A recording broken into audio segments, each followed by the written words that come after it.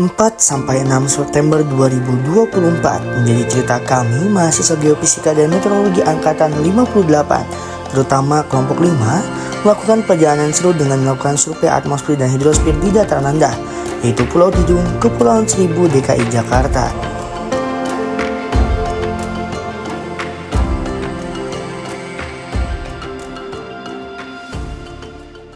Hari pertama adalah perjalanan seru yang dimulai dari awal pemberangkatan menggunakan bis dan menaiki kapal selama kurang lebih 3 jam.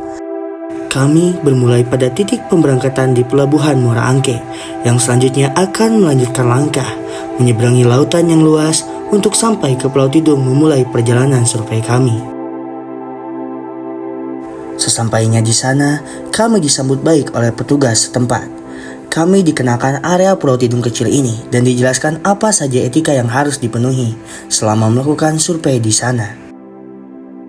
Kami tidak istirahat, namun langsung melakukan persiapan alat yang digunakan untuk pos-to-pos besok. Hari pertama ini menjadi hari kami beradaptasi di Pulau Tidung dan juga mulai melakukan pengukuran. Pengukuran yang kami lakukan adalah pengukuran AWS di lapangan, pengukuran AWS di 3 pelakuan di area mangrove, pengukuran pasang surut, dan pengukuran suhu permukaan. Hari pertama menjadi hal yang luar biasa bagi kami karena dapat melakukan hal yang baru, yaitu melakukan navigasi arah dengan memanfaatkan rasi bintang yang dilakukan dengan sangat seru.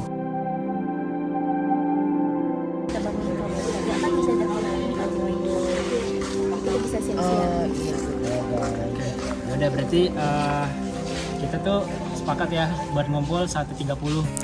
Hari kedua pun tiba. Hari di mana kami memulai penelitian yang dilakukan dari satu tempat ke tempat lainnya. Pengukuran yang pertama adalah pengukuran mangrove. Pengukuran mangrove ini kami lakukan dengan membuat petak pengamatan sebesar 2x2, 5x5, dan 10x10 meter. Kami mengelompokkan mangrove menjadi beberapa jenis spesies mangrove. Tempat yang kedua adalah pengukuran lamun. Pengukuran lamun ini kami lakukan dengan menarik jarak dari 0 hingga 100 meter dan mengukur distribusi dari lamun dengan membagi 4 kuadran. Kemudian dibuat transek lamun.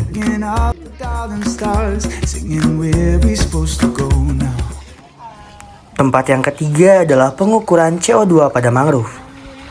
Pengukuran ini kami lakukan dengan membagi menjadi mangrove kecil, mangrove besar, dan juga kondisi karbon area sekitar yang menggunakan alat konsol dan alat bernama HT2000.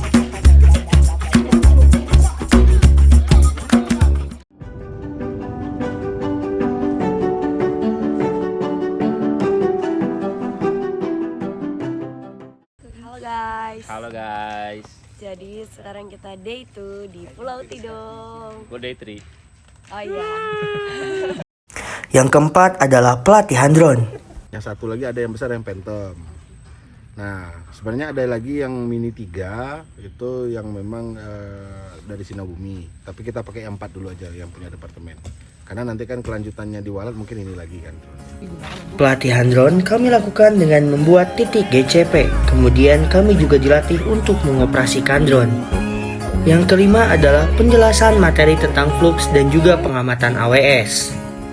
Pos kelima dimulai dari pengisian soal dan juga penjelasan tentang flux, dan kemudian melakukan pengamatan dan dijelaskan tentang bagian automatic weather station. Yang keenam adalah pengukuran infiltrasi air. Pengukuran ini kami lakukan dengan mengukur seberapa jenuh air diserap oleh tanah dengan menggunakan bantuan alat yaitu panci kelas A yang ditanam hingga memiliki tinggi 15 cm. Yang terakhir adalah pengukuran fluktuasi tinggi air dan juga pengamatan kualitas air. Pos terakhir ini kami menggunakan alat bantu yaitu toren dan bantuan pompa air, serta melakukan pengamatan kualitas air dengan melihat pH dan juga kandungan TDC pada air.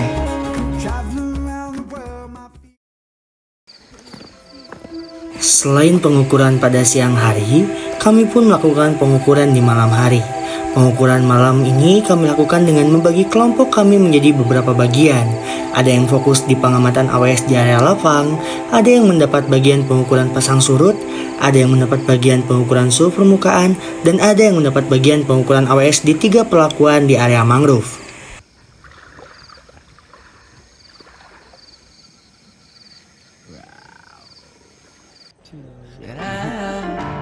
Can't feel no Perjalanan terakhir di hari ketiga adalah hari yang paling berkesan juga, karena sebelum pulang, kami melakukan penanaman mangrove yang dimana itu sebagai bukti tanda bahwa besar nanti jika mangrove tumbuh dan nantinya akan memberikan manfaat bagi Pulau Tidung. Untuk Kepulauan Seribu yang cocok hanya jenis Rijokora. Selain dari jenis Rijokora yang tadi dijelasin sama Raka, Bosnia, ada Bulgaria, ada Soleratia, itu nggak perlu pemain di rumahnya. Karena nutrisi yang minim dan airnya yang tinggi garamnya, substratnya pasir. Keseruan ini menjadi hal yang sangat luar biasa bagi kami, karena perjalanan yang kami mulai hingga akhir memberikan kesan yang sangat luar biasa, dan semoga menjadi pengalaman berharga bagi kami untuk melakukan survei di kesempatan selanjutnya.